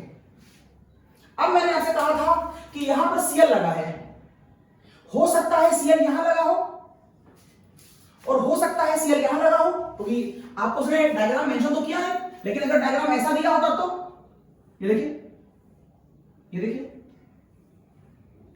ऐसे। हो सकता है सीएल नीचे लगा होता और एच ऊपर होता। ये फिगर भी हो सकती है, ये फिगर भी हो सकती है। अगर वो कहता है कि बताओ इसके ऊपर NaOH लगा दिया जाए तो आप कहेंगे SN2 रिएक्शन होगी, आप कहेंगे वॉल्डेन इन्वर्जन होगा। तो बताओ आंसर क्या आएगा? तो बताओ आंसर क्या आएगा? तो आप आंसर बोलोगे कि सर यहां पर जो आंसर होगा उस डायग्राम में तो कोई चेंज होगा नहीं। बेसिक डायग्राम में, ये बेसिक डायग्राम ऐसा ही रहेगा। ये देखिए it is your basic diagram, इसमें कोई चेंज नहीं होगा, basic diagram as it is. लेकिन एक चीज होगी, वॉल्डेन इन्वर्जन होगा, अटैक बैक से होगा। अगर ये ऊपर है तो अटैक नीचे से होगा। मतलब जो आप OH सोच रहे हैं कि यहां पर आएगा, ऐसा नहीं होगा। OH अब आपको यहां दिखाई देगा और यहां पर जो H अवेलेबल था वो ऊपर चला जाएगा और Cl निकलकर Na से मिलकर क्या बना लेगा? NaCl बना लेगा। ये फिगर आएगी। मतलब इस वाले केस में, साइक्लोहेक्सेनॉल वाले केस में, साइक्लोहेक्सेन वाले केस में आप ऐसे क्वेश्चन अगर कर रहे हैं तो समझ लीजिएगा यहाँ 2 लोकेशन होती हैं। Cl जिस जगह पर है वहां से पलट जाएगा, कोई वॉल्टेज इन्वर्जन होने वाला है। इसमें Cl नीचे है तो पलट के ऊपर चला जाएगा, तो यहां पर OH ऊपर आ जाएगा और H नीचे आ जाएगा। तो ये फिगर आएगी, Cl यहां पर है, OH यहां नहीं आएगा, OH अपोजिट साइड से अटैक करता है, ऊपर से अटैक करेगा तो ऊपर आएगा। एक बार क्वेश्चन, ये क्वेश्चन जेई में भी आया, बहुत आसान सा है लेकिन लोगों को बहुत टफ लगता है, हटा रहा हूं उसको। उन्होंने क्या करा, यहां पर I दे दिया, यहां पर Cl दे दिया, यहां भी Cl था, और यहां पर NH नहीं लगाया, यहां पर NaI लगा दिया और यहां पर लिख दिया एसीटोन। यस, पहले बताओ कौन सी रिएक्शन है, आप तुरंत समझ जाएंगे NaI और एसीटोन ये फ्रैंकलिस्टिन रिएक्शन है। फ्रैंकलिस्टिन अपनी बड़ी वेल नोन रिएक्शन है, क्योंकि आयोडीन को लगा पाना संभव नहीं है और फ्रैंकलिस्टिन ने आयोडीन को लगाने की ट्रिक बता दी थी हमको। दिस इज द कॉज, ये फ्रैंकलिस्टिन रिएक्शन हो गई। दिस इज द कॉज, ये फ्रैंकलिस्टिन रिएक्शन हो गई। आप समझिएगा ध्यान से, यहां पर जो I है वो तुम्हारा कौन है, न्यूक्लियोफाइल है, और न्यूक्लियोफाइल, अच्छा अटैक कहां कर रहे हो, ध्यान से देखो, अटैक 2 डिग्री पे कर रहे हो, 2 डिग्री पे कर रहे हो, I के थ्रू कर रहे हो, एसीटोन लगाए हो, समझ गए। फ्रैंकलिस्टिन का मतलब SN2 है, SN2 है तो अटैक बैक से होगा। अगर यहां पर Cl है तो I पीछे से आएगा, तो यहां पर आपको दिखाई देगा I, और यहां पर Cl है तो I ऊपर से आएगा, तो आपको यहां पर दिखाई देगा I। ये देखिए, इज योर आंसर, ये देखिए, इज योर आंसर। ठीक, ओके, अब इसको हटा रहा हूं। मैं आपको ये बताने वाला था, इसकी डिटेल बातें हम आपसे और करेंगे जब मैं आपको नेक्स्ट एंड पर एलिमिनेशन क्वेश्चन लगाऊंगा। ये हटा रहा हूं। अब एक क्वेश्चन दे दिया गया और वो कुछ इस तरीके का है, देखिए। अगर मैं आपसे कहता कि ये मेरे पास CH3Cl है, 1 डिग्री है, SN2 की फेवरेबल कंडीशन है, और मैंने इसके ऊपर लगा दिया NaOH, ये भी SN2 की फेवरेबल कंडीशन हो गई, कंफर्म SN2 हो रहा है। अब वो पूछ रहा है बताओ इस रिएक्शन के रेट पर क्या फर्क पड़ेगा if concentration of methyl chloride is doubled या if concentration of NaOH is tripled। अगर इस क्वेश्चन में ऐसा कर दिया गया हो हमारे थ्रू, कंसंट्रेशन एक बार डबल कर दिया गया, एक बार ट्रिपल कर दिया गया, तो रिएक्शन के रेट पर क्या फर्क पड़ेगा। और मैं आपको रेट का जनरल फॉर्मूला लेक्चर में बता चुका हूं। रेट का फॉर्मूला होता है, रेट इज इक्वल टू के SN2 है, SN2 2 का मतलब है दोनों लोग काम कर रहे हैं, ये भी काम कर रहा है और ये भी काम कर रहा है, तो यहां पर हो जाएगा alkyl halide in one bracket, और यहां पर हो जाएगा NaOH in one bracket. Actual में मैंने NaOH दिया है, वर्किंग केवल OH की है, न्यूक्लियोफाइल की, तो मैं Na फिर हटा दे रहा हूं, तो यहां पर केवल वर्किंग OH की है। यस, ये रेट का फॉर्मूला होता है। अगर ये क्वेश्चन SN1 का होता तो उसमें न्यूक्लियोफाइल नहीं होता, फिर मैं ये गायब कर देता, खाली इतना फॉर्मूला लिखता। जब इस फॉर्मूले में, इस फॉर्मूले की डिटेल मैं आपको केमिकल काइनेटिक्स में पढ़ाऊंगा, लेकिन क्वेश्चन यहीं पर हल्का सा बहुत आसान सा ही करा दे रहा हूं। जब मैंने ऊपर कोई पावर नहीं लिखी तो पावर सपोज क्या की जाएगी, अपने मन से 1 सपोज की जाती है। इस पावर को ही हम ऑर्डर कहते हैं। तो अगर मैं आपसे पूछूं कि SN2 की रिएक्शन एल्किल हैलाइड के टर्म में किस पावर की है, ऑर्डर 1 की है, और न्यूक्लियोफाइल के टर्म में किस पावर की है, ऑर्डर 1 की है, तो टोटल ऑर्डर क्या है, तो टोटल में इन दोनों को जोड़ दोगे तो टोटल ऑर्डर हो जाएगा 2, लेकिन with respect of nucleophile order 1 है और with respect of alkyl halide भी ऑर्डर 1 है। ये कैसे निकलता है, अभी मैंने मैकेनिज्म बताया है, इसे न्यूमेरिकली भी निकाल सकते हैं, जो केमिकल काइनेटिक्स बताया जाएगा आपको। अब वो कह रहा है concentration of methyl chloride double कर दो। अब ऑब्वियस सी बात है, अगर तुम इसे डबल करोगे तो पावर 1 है तो क्या हो जाएगा, डबल हो जाएगा, तो आंसर क्या आएगा, आंसर डबल आएगा। अगर ट्रिपल करोगे, अब तुमने इसे चेंज नहीं किया, वो कह रहा है कि अगर मैं इसे ट्रिपल कर दूं, if the concentration of NaOH triple, अब ट्रिपल करोगे तो ट्रिपल की पावर 1 है, अगर ट्रिपल करोगे तो इसका आंसर ट्रिपल नहीं आ जाएगा। अगर वो कहेंगे दोनों का मिक्स करो, इसे डबल करो, इसे ट्रिपल करो, तो इसे डबल भी कर दो, इसे ट्रिपल भी कर दो, मल्टीप्लाई, तो क्या आ जाएगा 6। तो इस तरह का भी क्वेश्चन आपके यहां बन सकता है। हटा रहा हूं इसको। तो मैं आपसे अभी SN2 के क्वेश्चन डिस्कस कर रहा था, अब मेरी बात लगभग SN2 में पूरी होती है और मैं बढ़ता हूं SN1 की तरफ। तो चलिए कुछ क्वेश्चन SN1 से लेते हैं, SN1 से कुछ अच्छे क्वेश्चन लेते हैं। ध्यान रखिएगा SN1 में एक खास बात जो आपको कतई नहीं भूलनी है, वो क्या है कि SN1 की रिएक्शन में कार्बोनियम आयन बनता है, जबकि SN2 में कार्बोनियम आयन नहीं बनता था। बस एक ये नई बात है, एक बात और भूलिएगा नहीं, SN1 में चूंकि कार्बोनियम आयन बन चुका होता है, कुछ ऐसे मैकेनिज्म बताया था मैंने, जिसकी वजह से इसमें जो न्यूक्लियोफाइल होता है वो फ्रंट और बैक दोनों से अटैक करता था, 50% फ्रंट से और 50% बैक से। और अगर ये कार्बन कार्बोनाइल हुआ तो यहां से 50% डेक्स्ट्रो मॉलिक्यूल मिलेगा और 50% लीवो मॉलिक्यूल मिलेगा। ये बात ध्यान रखिएगा, बस इतनी मेरे काम की है, इन बातों को याद जाए पर। क्योंकि कार्बोनियम बनता है यहां पर, तो कार्बोनियम के लिए आपने वो ग्राफ भी मुझसे पढ़ा था, ये 1 डिग्री कार्बोनियम का ग्राफ है, ये 2 डिग्री कार्बोनियम का ग्राफ है, ये 3 डिग्री कार्बोनियम का ग्राफ है। तो किस कार्बोनियम आयन की स्टेबिलिटी ज्यादा है? 3 की, फिर 2 की और फिर 1 की, क्योंकि ये एनर्जी का ग्राफ है, जिसकी एनर्जी ज्यादा होगी उसकी स्टेबिलिटी कम होगी। इसलिए अगर आपको किसी क्वेश्चन में 1 डिग्री कार्बोनियम आयन दिखाई दे तो वो अपना रास्ता बदल के 2 डिग्री से रिएक्शन पूरी करना चाहेगा, अगर 2 डिग्री दिखाई दे तो वो 3 डिग्री से रास्ता पूरा करना चाहेगा। अगर आप घर से निकले और किसी पहाड़ की तरफ जा रहे हैं तो आप भले ही बड़े ऊंचे पहाड़ की तरफ जाएं, लेकिन यदि आपको ये दिखाई देता है कि हमारे डेस्टिनेशन के लिए कोई एक शॉर्टकट छोटे रास्ते से, छोटे पहाड़ से जा रहा है, तो आप कतई बड़े लंबे पहाड़ से होकर अपने डेस्टिनेशन तक नहीं जाएंगे जब तक मजबूरी ना हो, मतलब जब तक छोटे पहाड़ हो ही नहीं, केवल एक यही ऑप्शन आपके पास हो तो मजबूरी है, तो जाना ही जाना है। तो फिलहाल ध्यान रखिएगा, ये एक रीअरेंजमेंट का लॉजिक भी होता है। मैं क्वेश्चन शुरू कर रहा हूं, देखिए मेरा पहला क्वेश्चन उसी कंपाउंड से है, C6H513, ये मैंने CH3 ले लिया, ये मैंने Cl ले लिया और ये मैंने H ले लिया। इस कंपाउंड का आईयूपीएसी ने पिछले क्वेश्चन में आपको बता चुका हूं। अब मैं पूछ रहा हूं कि बताओ यहां पर क्या होगा अगर मैं इसके ऊपर वाटर लगा दूं। ये देखिए, ध्यान से देखिए, इस बार वाटर क्या है? वीक न्यूक्लियोफाइल है, कॉपी करिएगा।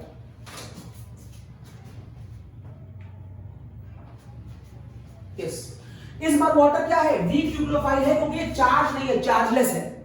अब देखिए ये कंपाउंड कैसा है? ये कंपाउंड 2 डिग्री है, 2 डिग्री है, दोनों ही आंसर आ सकते हैं। लेकिन इसमें देखिए वीक न्यूक्लियोफाइल है, तो कहां चला गया? वीक न्यूक्लियोफाइल है तो SN1 में चला गया, सही। अगर ये SN1 में चला गया तो क्या बनेगा? कार्बोनियम बनेगा।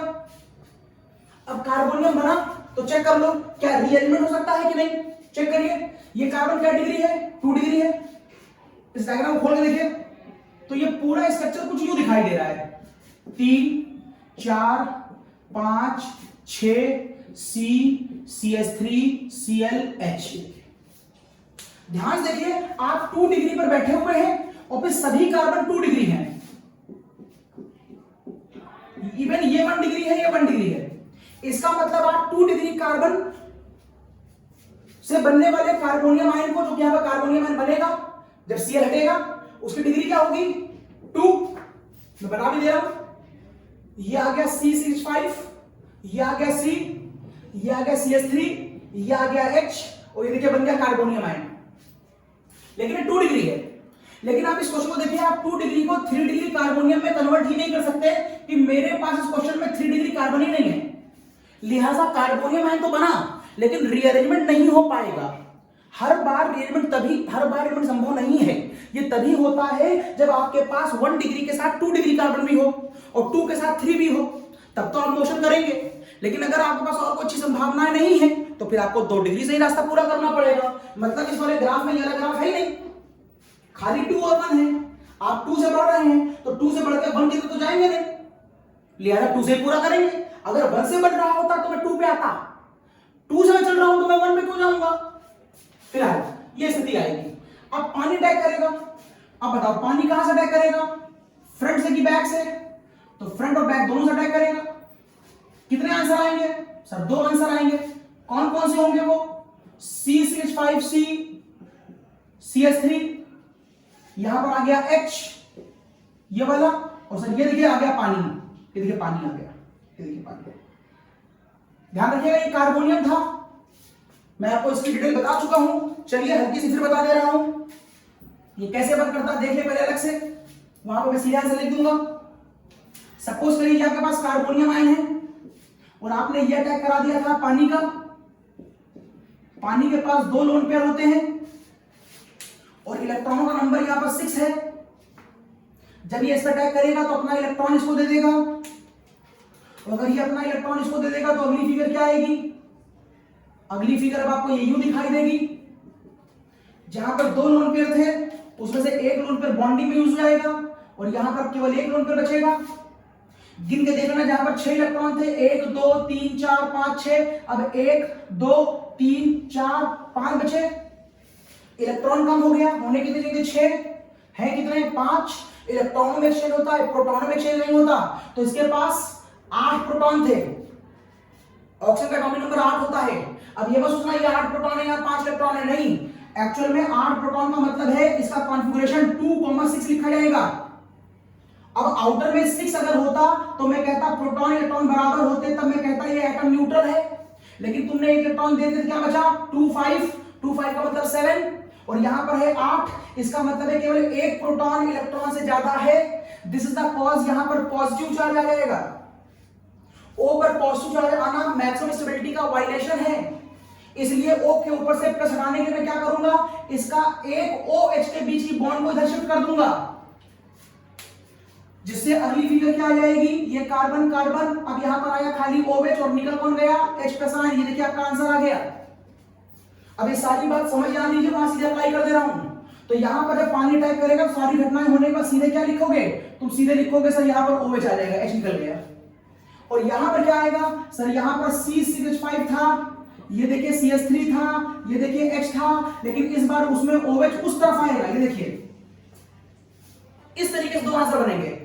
इसमें से एक आंसर डेक्स्ट्रो होगा और एक आंसर लीवो होगा। मुझे नहीं पता कौन डेक्स्ट्रो है कौन लीवो है, एक बात कंफर्म है कि कोई एक डेक्स्ट्रो और कोई एक लीवो होगा जरूर। अगर वो आपसे कह दे कि इस तरह से बनने वाले दोनों कंपाउंडों के IUPAC की नेम बताइए, तो ध्यान दीजिए ये कायरल कार्बन है और कायरल कार्बन का मतलब है ये ऑप्टिकल आइसोटोप दिखाएगा, और उन कंपाउंडों के IUPAC नेम जो ट्राई डायमेंशन पे होते हैं, जो ऑप्टिकल आइसोटोप दिखाते हैं, उनको डेक्स्ट्रो, उनको R और S से शो करते हैं। तो चलिए एक कंपाउंड में मान लेता हूं ये ऐसा है, H नीचे, OH में यहां ले लेता हूं, C5 यहां ले लिया, CH3 यहां ले लिया। इस कंपाउंड की मिरर इमेज जिसमें OH उस तरफ आया है, C6H5 CH3 था। चलो मैं इसके अकॉर्डिंग फॉलो कर ले रहा हूं, इसमें ऊपर CH3 था तो मैंने CH3 ले लिया, CH इस तरफ C6H5 था मैंने वही रखा, Cl हट गया तो यहां पर OH आ गया, इसमें ये देखो CH3, यहां पर मैंने ये लिख दिया C6H5। अच्छा इसकी मिरर इमेज दिखानी मुझे, ये OH आ गया, ये C6H5 और ये देखिए H। एक बार डेट फ्रंट से एक बार डेट बैक से, और ध्यान से देखो ये दोनों कंपाउंड एक दूसरे की मिरर इमेज हैं। चलो IUPAC है, 6 कार्बन यहां लाइन से हैं, एक कार्बन ये है और एक कार्बन ये है, 6 7 8 कुल कार्बन 8 हैं, सिंगल बॉन्ड है, ऑल है, और ऑल कहां लगा है? नंबर 1 नंबर 2, तो ये ऑक्टेनॉल 2 तो है ही दोनों। अब मुद्दा है इसमें एक R होगा और एक S होगा, कैसे चेक करेंगे बताओ? ये वेजन डैश है, ये फिशर प्रोजेक्शन है, ये सॉहॉर्स है, ये न्यूमैन प्रोजेक्शन है। आपको बहुत अच्छी तरह मालूम होगा ये फिशर है, और फिशर प्रोजेक्शन मैंने कल पढ़ाया था आपको लास्ट लेक्चर में, और फिशर प्रोजेक्शन मैंने आपसे कहा था ये वाली लाइन ऑब्जर्वर के पास होती है और ये लाइन ऑब्जर्वर से दूर होती है। अगर मिनिमम पीरियोडिटी ऑब्जर्वर से दूर वाली लाइन पर है तो जो आंसर आएगा वही आप आंसर बोलेंगे, R आएगा तो R बोलेंगे, S आएगा तो S बोलेंगे। अब आप नंबरिंग करिए, OH नंबर 1 माना जाएगा, ऑक्सीजन का एटॉमिक नंबर बड़ा है, इधर भी कार्बन इधर भी कार्बन, ये C6H13 था, ये भी सही कर लें, ये 13 था, C6H13 था, सही कर लें। अब ये नंबर 1 हुआ, इधर भी कार्बन इधर भी कार्बन, लेकिन यहाँ कार्बन के बाद H है, यहाँ पर कार्बन के बाद लगातार कार्बन ही है, लिहाजा नंबर 2 ये होगा, नंबर 3 ये होगा। H हटा दीजिए और घुमाइए अपना हाथ, सर ये 1 2 3 घूम रहा है, इसका मतलब क्लॉकवाइज घूम रहा है, तो ये वाला आंसर R होगा, और अब आप H लगा भी लीजिए। अगर ये R है तो कंफर्म ये S आएगा, चेक करिए, ये नंबर 1 होगा, ये नंबर 2 होगा, कोई कार्बन पर कार्बन, ये नंबर 3 होगा। अब आप 1 2 3 ऐसे घूमेंगे, देखिए एंटी क्लॉकवाइज घूम रहे हैं, और ये आपके ऑब्जर्वर से दूर पर मिनिमम प्रायोरिटी है, तो अगर आंसर S आएगा तो ऐसे ही बोलेंगे। तो लिहाजा ये कंपाउंड अगर SN2 सिलेक्शन करता है तो एक ही आंसर आता है जो इन्वर्जन के बाद आता है, जबकि अगर आप SN1 के थ्रू करते हैं तो यहां पर 2 आंसर आते हैं। इन 2 आंसर में से एक आंसर जिसमें जिधर Cl हटा है उधर ही जब OH आता है, तो इस घटना को हम एक नाम और देते हैं रिटेंशन, मतलब आपने इसमें कोई चेंज नहीं किया, जैसा है वैसा ही रखा, और जिसमें आपने पलट दिया लाइक वॉल्टर इन्वर्जन पलट दिया, उसे हम कहते हैं इन्वर्जन। इसका मतलब ये भी कह सकते हैं कि SN1 में जो दो आंसर मिलते हैं उसमें से एक रिटेंशन प्रोडक्ट होता है और एक इन्वर्टेड प्रोडक्ट होता है। अब ये अगर इसमें से एक डेक्स्ट्रो होगा और एक लिंगो होगा, और अगर ये दोनों इक्वल अमाउंट में है तो इसका जो मिक्सचर होगा वो कैसा होगा, इसका जो मिक्सचर होगा वो रेसमिक मिक्सचर होगा, क्योंकि दोनों का रिजल्टेंट रोटेशन क्या हो जाएगा, 0 हो जाएगा। ये एक अच्छा एक्सप्लेनेशन था, हटा रहा हूं मैं। अगला केस देखिए, अगला क्वेश्चन देखिए।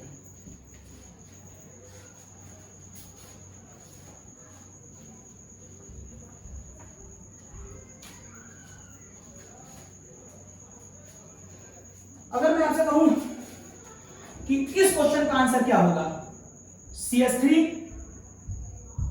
CH2 CH3 H CH2 CHCl, और अगर मैं इसके ऊपर वाटर लगा दूं तो बोलो आंसर क्या आएगा। अब बोलो आंसर क्या आएगा।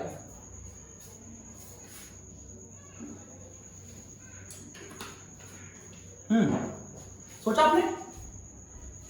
ये देखिए 2 डिग्री है, सॉरी 3 डिग्री है, ये देखिए 1 डिग्री है, इट इज 1 ओके। जो वाटर है वो वीक न्यूक्लियोफाइल है, ओके। अब देखिए, अगर आप ध्यान से देखें तो 1 डिग्री के हिसाब से तो यही अच्छा है, SN2 होना चाहिए, बिल्कुल SN2 ही होता। अगर ये 1 डिग्री से 2 या 3 में नहीं जा सकता, बात नंबर 1। दूसरा, अगर ये स्ट्रॉन्ग न्यूक्लियोफाइल होता तो ये SN2 को फेवर करता, चूंकि ये वीक है SN2 को फेवर नहीं करेगा। और इसे संभावना देखी कि अगर मैं बन भी जाऊं तो मैं कूद कर 2 में जा सकता हूं, मींस स्टार्ट में करूंगा लंबे पहाड़ से और फिर छोटे पहाड़ में कन्वर्ट हो सकता हूं, मतलब रीअरेंजमेंट हो सकता है यहां पर, इसलिए ये रिएक्शन SN1 से पूरी होगी। कैसे होगी देखिएगा। सबसे पहले ब्रेक कर लीजिए इसको माइनस प्लस में और कहिए कि सर बन गया carbonium ion. Yes, this is your carbonium ion. मैं डायग्राम को ओपन कर दे रहा हूं, ये देखिए, इस CH2 को ओपन कर दिया, ये बन गया कार्बोनियम आयन, देखिए निकल गया CH। देन व्हाट, इस तरह जो कार्बोनियम आयन उसकी डिग्री क्या है 1, और 1 degree carbonium ion less stable होता है, तो मैं क्या करूंगा रीअरेंजमेंट करूंगा। कैसे, ये वाला और ये वाला अभी ऐसे है, अब ये खाली घर और ये भरा हुआ इलेक्ट्रॉनों का घर, इन दोनों में इंटरेक्शन होगा, ये दोनों एक दूसरे से प्यार करेंगे, इंटरेक्शन, और ये ऐसे यूं मिल जाएंगे। पहले बता चुका हूं मैं, ये ऐसे यूं मिल जाएंगे, एक ब्रिज बनेगा और जिसको जहां जाना है वहां चला जाएगा अपनी स्टेबिलिटी के अकॉर्डिंग। कुछ देर के बाद आप पाएंगे कि कंपाउंड आपको यूं दिखाई देगा, CH3 यहां प्लस 2H पहले से थे, ये वाला H यहां पर और आ गया। इस घटना का नाम होता है हाइड्राइड शिफ्ट। H शिफ्ट होना हाइड्राइड शिफ्ट कहलाता है, और बन गया कार्बोनियम आयन। कार्बोनियम आयन, चूंकि इस क्वेश्चन में ये कार्बन कायरल नहीं होगा क्योंकि ये मॉलिक्यूल और ये मॉलिक्यूल सेम है, तो आपको यहां पर डेक्स्ट्रो या लिंको बोलने की आवश्यकता नहीं है। आप सिंपल आंसर दीजिए। अब इसके ऊपर अटैक कौन कर देगा, वाटर कर देगा। वाटर कैसे करेगा बता चुका हूं मैं, सीधे आंसर लिख दे रहा हूं। पहले प्लस इस पर आएगा, H निकलेगा, सब बातें हो चुकी मेरी आपसे। अब सीधे आंसर लिख दीजिए। तो अब आपको यहां पर जो आंसर मिलेगा वो यहां पर OH मिलेगा, और ये आपको मिलेगा CH3, और ये आपको मिलेगा CH3। देखिए, जो OH आप यहां सोच रहे थे वो OH यहां पर ना आकर के यहां पर आया। ये SN1 का रीअरेंजमेंट प्रोडक्ट है। तो मैंने आपको SN1 का एक कायरल बताया, उसमें डेक्सोलीवो बताया, SN2 का क्वेश्चन और SN1 का क्वेश्चन और बताया, जिसमें मैंने आपको रीअरेंजमेंट दिखाया। ओके, मैं आपको एक एप्लीकेशन और दिखाता हूं SN1 की, हटा रहा हूं इसको।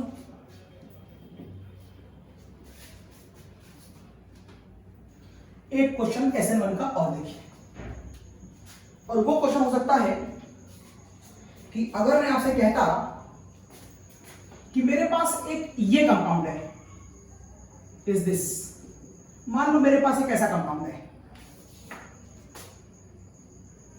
अगर इस कंपाउंड के ऊपर मुझसे पानी लगाने के लिए कह दिया जाए तो क्या आंसर आएगा।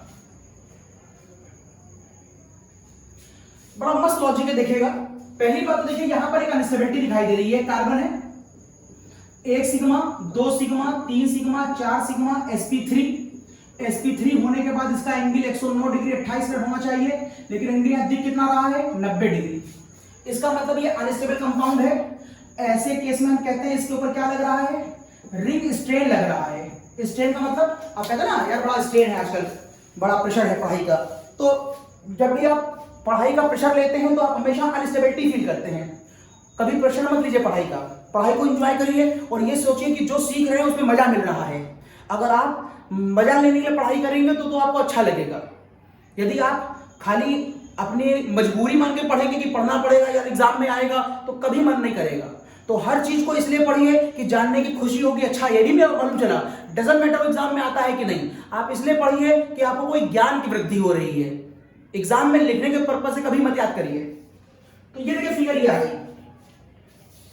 अब आप ये समझ गए कि अनस्टेबल है तो ये अपने आप को स्टेबलाइज करने की भी कोशिश कर सकता है। चलिए पहला केस देखिए। पहला संभावना तो ये हो सकती है, देखिएगा ये 1 डिग्री कार्बन पे Cl बैठा हुआ है। 1 डिग्री के अकॉर्डिंग आंसर कहां पर होना चाहिए, SN2 पर। लेकिन SN2 होने में दिक्कत ये है कि ये हमारे पास सपोर्ट नहीं कर रहा है, लिहाजा ये और ये मिलकर केवल SN2 का प्रोडक्ट नहीं देगा। तो फिर क्या होगा, जब ये Cl यहां से निकलेगा तो कुछ देर के बाद आपको ये फिगर यूं दिखाई देगी, it is CH2+, that is carbonium ion. लेकिन इस कार्बोनियम आयन को दिखाई देता है कि ये कार्बन भले ही 1 डिग्री है, लेकिन दिखाई देता है कि अंदर वाला ये कार्बन देखो 3 डिग्री है। इधर भी कार्बन, इधर भी कार्बन, इधर भी कार्बन, देखो ये 3 डिग्री कार्बन है। तो क्यों ना इस प्लस को उठा करके यहां ले आया जाए और यहां पर लगे हुए H को यहां ले जाया जाए। कर सकते हैं ऐसा, दैट इज कार्बोनियम रीअरेंजमेंट। तो अगली बार आपको ये फिगर कुछ यूं दिखाई देगी। अब CH2 के पास एक H आ गया, दैट इज हाइड्राइड शिफ्ट। ये हाइड्राइड शिफ्ट हुआ और प्लस कहां दिखाई दे रहा है आपको, यहां। अगर आप इस कंपाउंड के ऊपर आप पानी का अटैक कराएं तो पानी का अटैक का लॉजिक समझा चुका हूं मैं आपको। ये यहां जाएगा, पहले यहां प्लस आएगा, फिर H निकल जाएगा, तो फाइनल आंसर क्या आएगा, आपको फाइनल आंसर कुछ यूं दिखाई देगा। This is your final answer. ठीक है ना। अब इसमें एक मसला बताता हूं। एक आंसर तो ये आ गया, उसने कहा है कि इसमें 2 आंसर आ रहे हैं, मुझे इसका दूसरा आंसर बताओ वो कौन सा होगा। तो चलो एक तो ये हो गया, एक आंसर और आ सकता है। सुनो क्या है वो, ये है कि ये मॉलिक्यूल कैसा है, अनस्टेबल है। क्यों अनस्टेबल है, ड्यू टू रिंग स्ट्रेन। चलो रिंग को अच्छा करते हैं। सबसे खराब रिंग कौन सी होती है, 3 कार्बन की, उससे अच्छी 4 की, उससे अच्छी 5 की, और सबसे अच्छी रिंग कौन सी होती है, 6 की। क्यों, सभी कार्बन चेक कर लेना, सभी केसों में कार्बन कौन से होते हैं, sp3 हाइब्रिडाइज्ड। तो सभी का एंगल कितना होना चाहिए, 109। लेकिन यहां एंगल कितना है, 60 डिग्री। यहां कितना है, 90। यहां निकाल के देखना एंगल कितना आएगा, 108। यहां एंगल दिख कितना रहा था, 120। मैंने समझा दिया था वो 120, मैंने समझा दिया है वो 120 नहीं होता। आप इस वाले लॉजिक से निकाल लेंगे कि उसका आंसर यहां पर परफेक्ट 109 डिग्री आता है। दिस इज द कॉज मैं कहता हूं कि रिंग हमेशा 3 कार्बन से होते हुए 4, 5 और 6 में आकर स्टेबलाइज कर जाती है। इसका मतलब है अगर 3 कार्बन की रिंग मिलेगी तो 4 में कन्वर्ट होना चाहेगी, 4 मिलेगी तो वो 5 में होना चाहेगी, 5 मिलेगी तो 6 में जाना चाहेगी। रीअरेंजमेंट कर रहा है, लेकिन 6 आगे नहीं जाना चाहेगी, 6 मैक्सिमम स्टेबलाइज है। अगर 7 होगी तो वो 6 में आना चाहेगी, 7 6 में आना चाहेगी, लेकिन 3 4 में, 4 5 में, 5 6 में जाना चाहेगी। तो यहां पर जो 4 की रिंग है ये 5 में जाना चाहेगी, जा सकती है, अगर जा सकती तो जाएगी। यहां पर 5वां कार्बन है, 4 कार्बन अंदर और 5वां बाहर। तो यहां पर क्या होगा, तो यहां पर होगा ये कि जो आप इस कार्बन के बीच ये वाली बॉन्ड देख रहे हैं, कहां पर, इसको यहां से ना ला करके हम इसको ऊपर से लाते हैं, इसको अनस्टेबल यहां पर ना कहकर इसे यहां कहते हैं, it is unstable, it is unstable ring. तो एक बार इसको यूं स्टेबलाइज कर रहा था, अब एक बार इसको स्टेबलाइज यहां से करते हैं।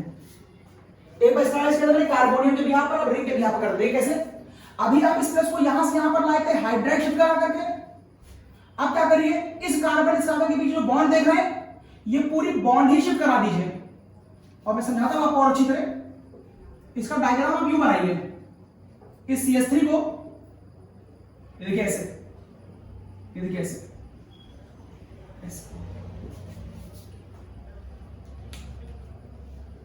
और ये वाली बॉन्ड कहां जा रही है, इससे प्यार करने जा रही है, तो लिहाजा ये यहां से खुल करके यूं चली जाएगी। अगर ये खुल के यूं चली जाए तो इसका डायग्राम बना रहा हूं, देखिएगा। तो इसका डायग्राम कुछ यूं आएगा, यहां पर कार्बन, यहां कार्बन, यहां कार्बन, यहां कार्बन, यहां कार्बन, और जब इसने इससे बॉन्ड बनाई तो इसका ये इलेक्ट्रॉन यहां चला जाएगा, तो यहां इलेक्ट्रॉनों की कमी हो जाएगी, तो यहां पर आ जाएगा प्लस, और जहां कमी थी वहां जब इलेक्ट्रॉन चला गया तो वहां कमी पूरी हो गई, तो यहां से अब प्लस हट जाएगा, वैलेंसी 4 हो गई। लेकिन यहां पर खाली ये वाला H था, उसको लेकर वैलेंसी चेक करो, 1 2 3 तो हुई, लिहाजा यहां पर क्या आ जाएगा प्लस। आप कह सकते हैं 5 कार्बन की रिंग बन गई, देखिए ये रिंग बन गई 5, 1 2 3 4 5 की, जहां पर प्लस बैठा हुआ है। अब इसको अटैक कौन कर देगा, ये पानी, और पानी कैसे अटैक करेगा ये आपको मालूम है, पानी अटैक करेगा तो अगली फिगर कैसे आएगी आपको मालूम है, सीधा आंसर में लिख रहा हूं ये, बाकी लॉजिक को मालूम, पानी अटैक करेगा, ओ पे प्लस आएगा, प्लस निकल जाएगा, फिर ये फिगर आएगी। तो इस तरीके से इस कंपाउंड में 2 आंसर आ सकते हैं, एक कार्बोनियम आयन के रिएलिमेंट से जब रिंग एक्सपेंड नहीं करती है, और एक आंसर आएगा जब रिंग एक्सपेंड करेगी, और रिंग एक्सपेंड क्यों करेगी उसका ये लॉजिक है।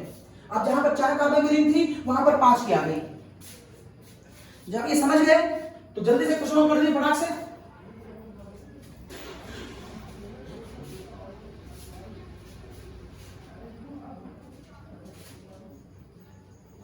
बताइए इस क्वेश्चन का आंसर क्या आएगा,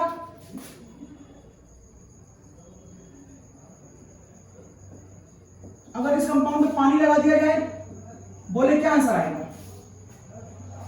एक नहीं शायद 2 आंसर आएंगे, एक कार्बोनियम के रीअरेंजमेंट से और एक रिंग एक्सपेंशन से, क्योंकि रिंग यहां 5 की है, कार्बन 6 दिखाई दे रहे हैं, तो 5 वाला 6 में जाना चाहेगा। तो पहला तो आप इसको तोड़ दीजिए, तो आप यहां पर आंसर निकाल लिखेंगे CH2 प्लस, और फिगर यूं आएगी। आपको मालूम है ये कार्बन 1 डिग्री है, जबकि ये कार्बन 3 डिग्री है, और यहां पर एक H भी होगा, तो आप H को ऊपर ले जाइए, यहां पर दिखाता हूं मैं, H को ऊपर ले जाइए, इसकी फिगर खोल दे रहा हूं, तो ये आपको कुछ यूं दिखाई दे रहा होगा। H को ऊपर ले जाइए, जब ये वाला ऊपर चला जाएगा तो ये प्लस नीचे आ जाएगा, तो अब आपको ये फिगर अगली यूं दिखाई देगी, यहां प्लस, और ये हो जाएगा CH3, इस पर अटैक करा दीजिए पानी का, अब पानी यहां पर आएगा, तो अब आपको ये अगली फिगर यूं दिखाई देगी ऐसे, देखिए पानी आ गया। पानी कैसे आता है कैसे वर्क करता है बता चुका हूं, बार बार नहीं बता रहा हूं। ये देखिए इस समय आपने जो आंसर दिया वो कार्बोनियम का रीअरेंजमेंट दिखाया है, लेकिन अगर कार्बन का एक्सपेंशन दिखाना हो तो क्या करेंगे, तो क्या करेंगे, डायग्राम को दोबारा बनाओ, जब प्लस निकल गया तो आपके पास फिगर कुछ यूं आएगी, C के ऊपर H, ये फिगर कुछ यूं बनी होगी, और यहां पर ये देखिए पॉजिटिव चार्ज कुछ यूं बनी होगी।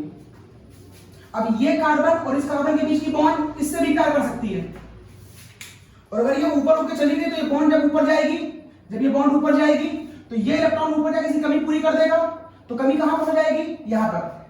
तो इसकी अगली फिगर क्या आएगी, अगली फिगर आएगी ये कार्बन के 2 H पहले से थे, ये बॉन्ड सीधे यहां पर आ गई, तो ये बॉन्ड सीधे यहां पर आ गई, और यहां पर C, ये C, ये फिगर जो पहले ये वाली बॉन्ड यहां थी वो ऊपर चली गई, क्योंकि इस कार्बन के पास एक H था ही वैलेंसी पूरी करने के लिए, 1 2 3 4, तो H तो यहां रह ही गया। अभी देखिए वैलेंसी 3 है, प्लस यहां पर आ गया, अब रिंग 1 2 3 4 5 6 की बन गई। दिस इज द कॉज, अब इसका आंसर आपको यूं दिखाई देगा। अगर ऐसा हो गया तो पानी लगाओगे, तो पानी लगाने पर इसका आंसर कैसा दिखाई देगा, पानी लगाने पर इसका आंसर ऐसा दिखाई देगा। तो इस तरीके से यहां पर 2 आंसर आ सकते हैं, तो इस तरीके से यहां पर 2 आंसर आ सकते हैं, मैंने दोनों बता दिया आपको। बाकी बातें नेक्स्ट लेक्चर में करते हैं, लेक्चर ऑलरेडी मेरा काफी लंबा हो गया। अब नेक्स्ट लेक्चर में मैं आपको SN1 SN2 के और अच्छे एग्जाम्पल बताऊंगा, और इसकी रीजनिंग बताऊंगा और बहुत सारी बातें बताऊंगा। नेक्स्ट लेक्चर में बहुत ध्यान से देखिएगा, इसकी प्रैक्टिस करिए और ठीक है, मिलते हैं, bye. Trust short commercial break.